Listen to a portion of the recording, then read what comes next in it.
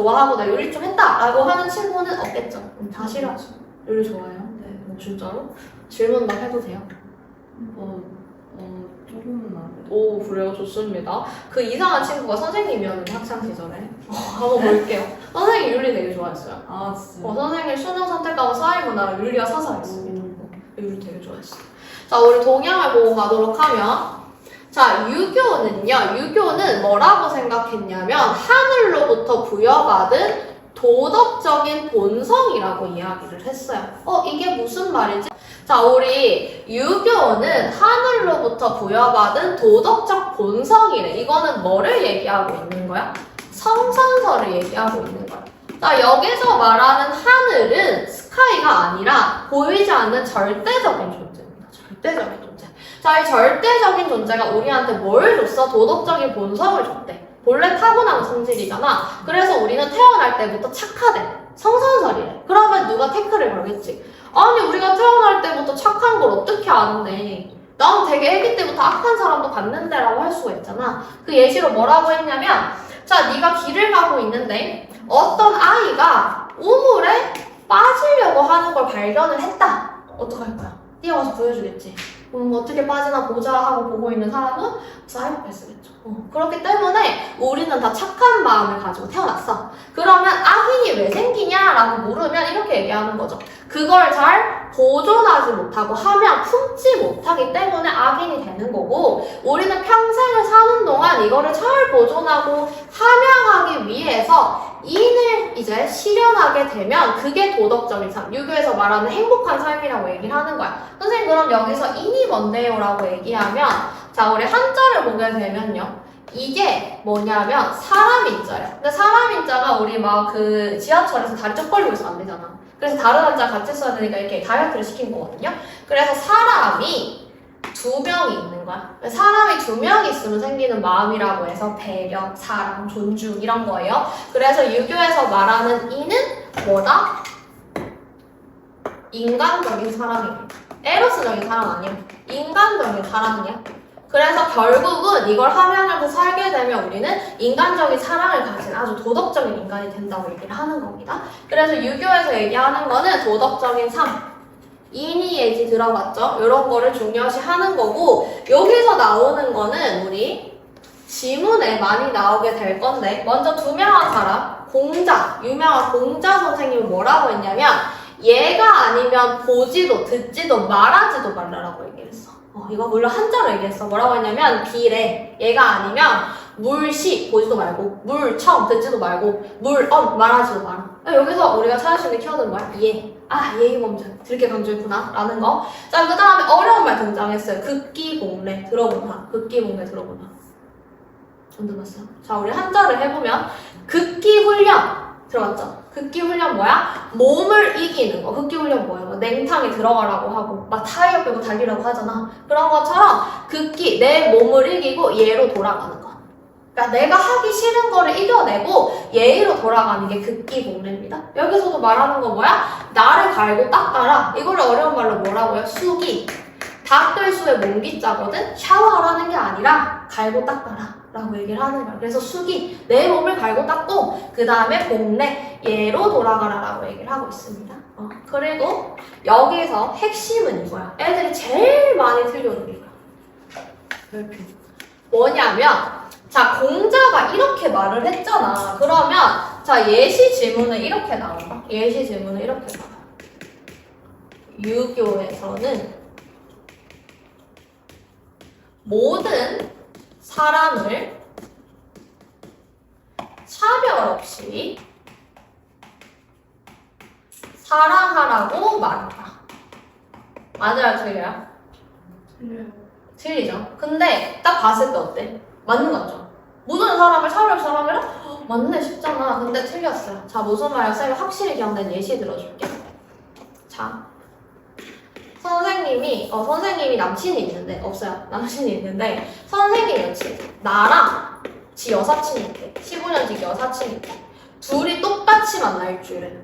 생일 선물 똑같이 줘. 어때? 선생님이 얘랑 사귀어야 돼, 헤어져야 돼? 헤어져야죠. 안 돼요. 이게 왜요? 여친 더 가까운 사람한테 잘해줘야 되는 거잖아요. 그죠? 그래서 공자는 이렇게 분별 있는 사랑을 강조합니다. 친함의 정도에 따라서, 나랑 가까운 정도에 따라서 부모님을 사랑하는 마음과 남을 사랑하는 마음이 있으면 부모님을 훨씬 더 사랑해야 된다. 형제자매를 사랑하는 마음과 친구를 사랑하는 마음이 있으면 이제 형제자매를 더 사랑해야 된다. 선생님이 남친인데 걔가 선생님이랑 여사친을 똑같이 대요. 안 되죠. 근데 걔가 자기 부모님을 대하는 거랑 선생님을 대하는 걸 좀 차별했어. 그럼 선생님이 이해를 해줘야죠. 부모님이니까. 그렇게 볼 수가 있는 겁니다. 그래서 분별 있는 사랑 강조 분명히 얘기를 했고요. 무슨 뜻일까? 무슨 뜻인 것 같아요? 좀 어렵나요? 이해가 잘 안 가네요. 한번 볼게요. 자, 우리 한자는 좀 거꾸로 가. 이런 식으로. 없다, 항상. 항상 뭐가 없냐? 생산이 없다. 그러니까 생산적인 게 없는 거야. 한마디로 직업이 없는 거야. 농사가 잘 안 되는 거야. 그러니까 한마디로 일정한 생계가 없는 거야. 항상 일정한 생계가 없으면 무항심이다. 자, 여기서 말하는 마음은 뭐겠어? 이는 실천한 도덕적 마음이겠죠. 자, 그러니까 항상 일정한 생계 보장이 안 되면 항상 좋은 마음도 없다는 거예요. 이거 이제 예시로 들어보면은 장발장. 장발장이 사이코패스였어요? 아니요, 장발장은 배고파서 먹은 거야. 자, 아니면 너희들이 일주일 굶었어. 그래서 길에 이렇게 이제 버스 정류장에 힘없이 앉아있어. 근데 어떤 아줌마가 누가 봐도 막 뚱카롱이나 이렇게 빵을 한가득 가지고 왔는데 잠깐 정류장에 놔두고 어디를 갔어. 5분이 지나도 안 오는데 무슨 마음이 들어? 그렇지, 들고 튀길까? 들고 갈까? 아무도 안 보는 거 같아. 들고 빨리 도망가서 먹으면 되지 않을까? 누구나 들지. 좀 닫을 거예요? 그거를 말하는 거야. 일정한 생계가 보장이 안 되면 사람의 도덕심도 없어진다. 그렇기 때문에 결국은 지도자나 군자 같은 경우에는 백성들한테 일정한 생계는 보장을 해주고 너희 도덕적으로 살아라고 말해야 된다고 했던 거야. 그래서 맹자는 일정한 생계 보장을 강조하셨습니다. 이거 시험에 되게 많이 나와요. 자, 그러면 여기까지 들은 설명을 바탕으로 OX 문제 한번 풀어볼 건데요. 역대 모의고사, 내신, 수능에서 제일 많이 나왔던 OX 선지를 한번 골라와 봤거든요. 우리 한번 같이 풀어볼게. 자, 군주는 덕과 예법에 근거해서 백성을 교화시켜야 하나요? O예요, X예요? O예요, X예요? O. 정답은 O입니다. 왜? 군주는 덕과 예의에 근거해서 백성을 교화시켜야 된다며? 근데 여기서 말하는 군주도 설명을 해줄게. 자, 군주는 누구야? 왕이겠지. 근데 유교에서 말하는 군주는 왕인 지배자도 물론 되지만 불교에서 말하는 부처님이나 이런 것처럼요, 최고의 자리에 오르는 사람. 그러니까 이제 달성자야, 달성자. 목표를 달성한 사람을 유교에서는 군주라고 합니다. 군주 이렇게 얘기해요. 그러면 모든 걸 다 달성한 사람은 덕과 예의에 근거해서 당연히 다스려야겠죠. 자, 그 다음에 친소. 자, 이거 듣게 많이 들려오는 거. 자, 친함과 안 친함의 정도에 구별이 없는 사랑을 실천해야 된다고 했습니까? 아니죠. 우리 남친, 남사친, 여친, 여사친 빡치잖아요. 아닙니다. 자, 예의 실천에서는 내재된 덕성보다 형식적 절차가 중요한 거예요. 아니죠. 내재된 덕성이 훨씬 중요해요. 유교는 가장 베이스가 뭐라고? 성선설이라고. 그러니까 한마디로 뭔가 더 할 필요 없이 그냥 가지고 태어난 것만 잘 관리하면 된다. 이게 유교예요. 자, 사사로운 욕심을 이기고 남에게 보여주기 위한 학문에 힘을 써야 한다. 그렇죠. 남에게 보여주는 건 유교에서 중요하지 않아요. 사사로운 욕심을 이기고가 뭐야? 긋기 또는 수기. 내 몸을 갈고 닦는 거. 자, 사사로운 욕심. 쇼츠 보고 싶다. 콘서트 가고 싶다. 릴스 보고 싶다. 올리브영 가고 싶다. 이기고 학원에 가고 공부하고 그러는 겁니다. 얘기를 하는 거예요. 오고 나를 위해서. 자, 마지막 통치자. 군주는 백성을 편안하게 한 후에 군자다운 인격을 닦아야 한다. 손가락으로 한번 표현을 해볼까요? 이렇게 오면 이렇게 X는 이렇게. 다 틀렸습니다. 다 틀렸어요. 자, 이거는 X. 왜냐하면, 자, 통치자는 백성을 편안하게 한 후에 이게 1번이라는 거잖아. 그 다음에 군자다운 인격을 닦아야 된다? 이게 2번이라는 건데, 순서가 맞는지 볼게요. 자, 선생님이 너희들 앞에서 이렇게 막 교육을 하고 좋은 말을 하고 있죠. 근데 선생님이 사실은 사석에 가면은 맨날 욕하고 되게 나쁜 사람인 거야. 그래서 선생님이 성공할 수 있을까, 결과적으로? 성공 못하겠죠. 그래서 이게 순서가 바뀐 거예요. 먼저 뭐부터 해야 돼? 인격부터 닦은 후에 편안하게 해야 된다. 나부터 잘한 후에 닦아야 된다기 때문에 순서 문제로 틀렸습니다. 공부 열심히 해서 다 이해갔지만 막상 보니까 안 되죠. 그래서 이렇게 계속 연습하고 문제 많이 푸셔야 됩니다. 그리고 통사는 되게 꼼꼼하게 너희들을 많이 낚아요. 그래서 이해 잘 나오는 것도 볼게요. 자, 제시문사 배우고 때때로 익히니 기쁘지 아니한가? 먼 곳에서 친구가 찾아오니 즐겁지 아니한가? 근데 이거는 전혀 행복론과 관련이 없는데요? 라고 얘기하는데 배우고 때때로 익히니 기쁘지 아니한가? 스스로 갈고 닦으니 기쁘지 않냐? 라고 얘기를 하는 겁니다. 그리고 친구가 찾아오는 거랑 공부하는 거랑 똑같지 않냐? 너를 갈고 닦는 거랑 똑같지 않냐? 라고 얘기를 하는 거예요. 자, 그 다음에 바로 우리 마지막에 제일 어려워했던 게 요거잖아. 군자는 공경으로 자기를 수양한, 수기한 후에 백성을 편안하게 해야 된다. 자기를 수양해서 백성을 편안하게 하는 것은 요순임금. 이거 국어나 국어 문학이나 우리 사회에서 많이 등장할 텐데 우리나라의 세종대왕 같은 중국 고서에 등장하는 굉장히 훌륭한 성군이에요. 성군, 예시로 드는 세종대왕 같은 거라고 하면 돼. 그래서 요순임금조차도 어렵게 여겼던 일이다 라고 해서 수기 아닌 수기, 치인 이런 식으로 얘기를 하는 겁니다. 다스릴 치, 나의 몸을 편안하게 한다, 나의 몸을 뭐 이런 뜻이에요. 불교는 사실 키워드만 찾으면 끝나. 뭐냐면 불성, 번뇌, 수해, 해탈, 아짓, 모지 들어봤죠? 근데 어디서가 불교? 최근에 불교문 좀 불었잖아. 불교 믿는 사람. 오, 불교 열심히? 진짜로? 이런 거 많이 들어봤죠? 자, 우리 보게 되면 불교에서 말하는 불성이 뭐냐면 부처가 될 수 있는 성질이에요. 뭐랑 똑같아?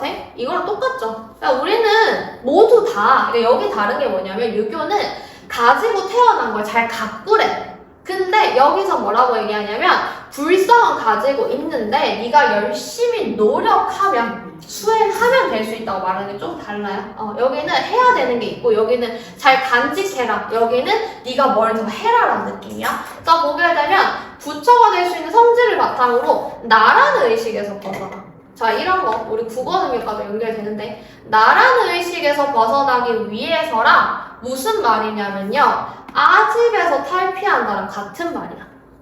어렵죠? 무슨 뜻이냐면 아집이 뭐야? 나아. 집이 뭐야? 고집. 나라는 고집. 선생님한테 누가 야, 너 눈 좀 잘 마주쳐라 이렇게 얘기해. 선생님이 알고 있어. 근데 선생님이 맞아.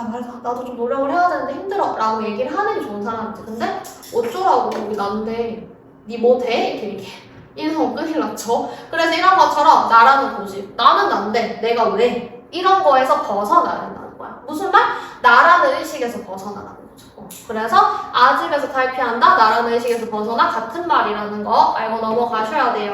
자, 그 다음에 번뇌에서 벗어나고 고민, 번뇌에서 벗어나고 수행, 무건수행, 아니면 삼천배하는 그런 거 있잖아? 이런 수행을 통해서 해탈의 경지에 이르른다. 나는 해탈했다, 나는 초월했다. 모든 생각을 초월했다라고 얘기하는데, 자, 여기서도 뭐라고 얘기하냐면요. 번뇌에서 벗어나고 수행을 통해 해탈의 경지에 이르는 것이랑 해탈이랑 무지에서 벗어나서 지혜를 얻는 것이랑 같은 말이에요.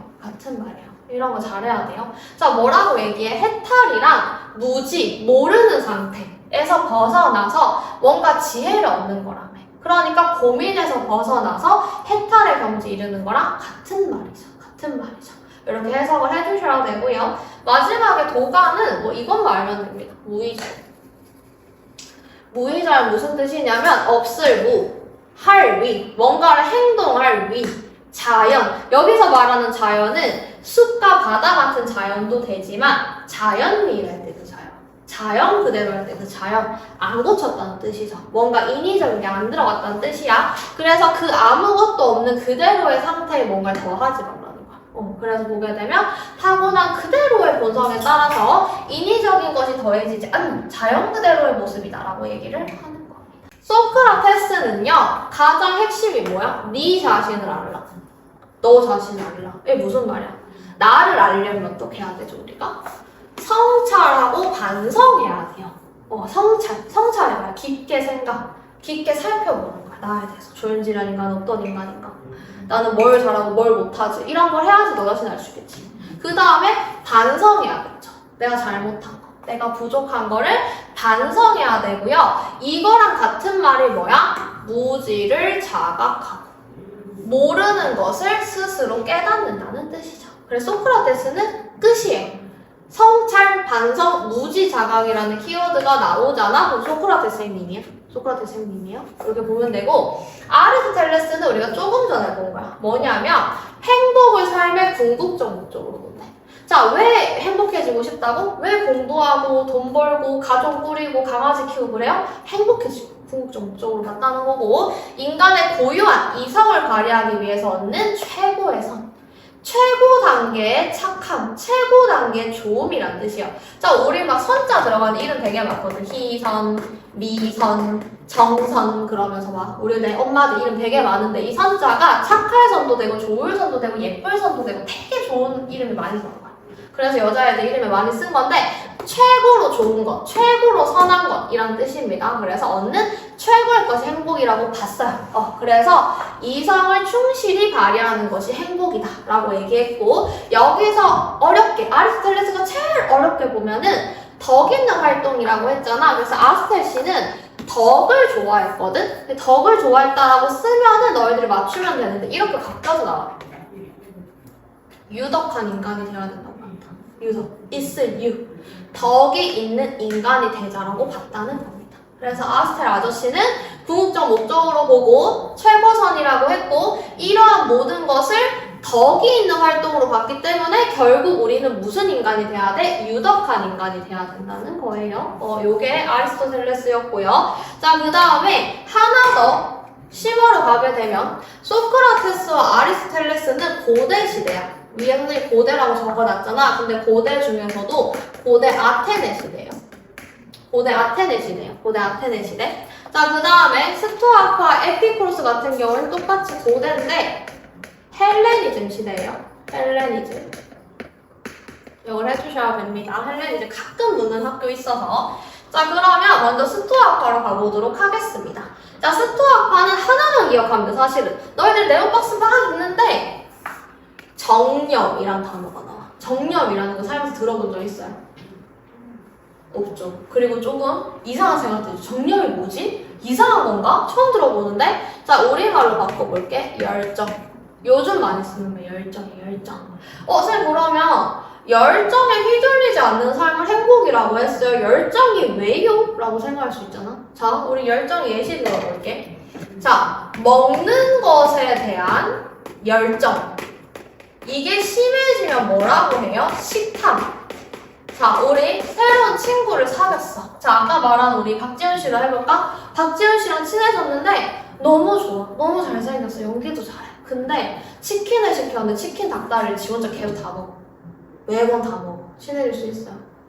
좀 이상한 거 같죠? 너무 식탐이 강한 거지? 이렇게 열정에 휘둘리는 삶을 쓰면요, 자기 일 잘하고 되게 잘생겨도 안 된다는 거야. 그지? 안 된다는 거야. 그지? 그리고 선생님이 이렇게 열심히 사는데 맨날 사실은 도박을 했던 거야. 밤마다.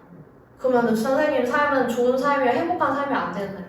안 되는 삶이에요. 그래서 아무리 네가 뭔가를 열심히 해도 너무 정념에 휘둘리면 안 되는 거야. 도박성, 식탐, 아니면은 뭐 우리 성욕 이런 거 있잖아. 수면욕 이런 거에 너무 빠지면 안 된다는 겁니다. 그래서 스토아크는 뭐라고 얘기하냐면 정념에 휘둘리면 안 된다고 얘기했고요.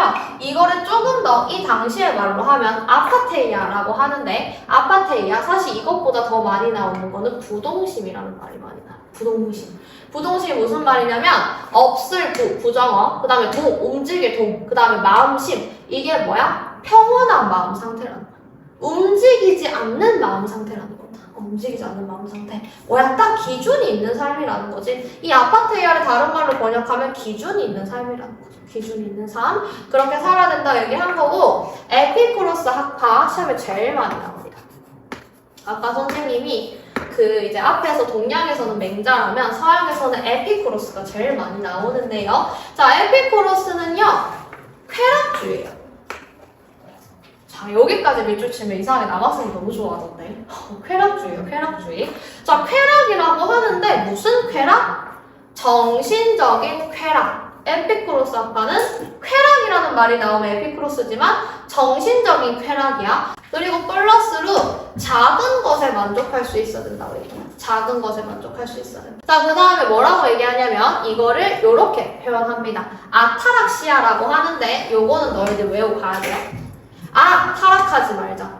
이렇게 외우세요. 아, 타락하지 말자. 왜? 쾌락으로 가는 게 타락 연결되죠. 아, 타락하지 말자. 왜냐면 우리 정신적 쾌락이지 육체적 쾌락이 아니잖아. 아, 타락하지 말자. 이런 식으로 암기를 해주십시오. 자, 그래서 즉 육체의 고통과 마음의 혼란이 없는 평온한 상태야. 그래서 사실 선생님도 요 에피쿠로스 학파 행동론이 제일 맞다고 생각을 해. 우리가 생각하는 행동이야. 육체가 아프지 않아. 마음의 혼란이 없어. 자, 중세는 하나만 알고 갑시다. 중세는 기독교만 알고 가면 됩니다.